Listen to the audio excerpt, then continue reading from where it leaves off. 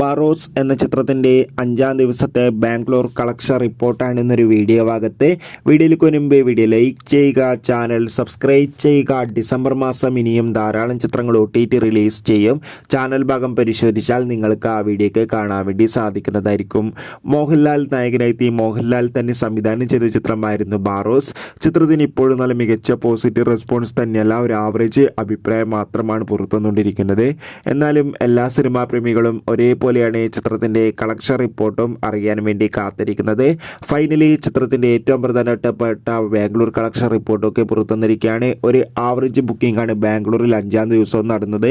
അതുകൊണ്ട് തന്നെ 20-30 ലക്ഷത്തിൻ്റെ അടുത്ത് വരെ എന്നും കളക്ഷൻ നേടിയെടുക്കാൻ വേണ്ടി സാധിക്കുമെന്നാണ് ട്രാക്കിംഗ് റിപ്പോർട്ടുകൾ സൂചിപ്പിക്കുന്നത്. എന്തായാലും ചിത്രത്തിൻ്റെ കൂടുതൽ ബോക്സ് ഓഫീസ് കളക്ഷൻ റിപ്പോർട്ടിനായി നമുക്ക് കാത്തിരിക്കാം.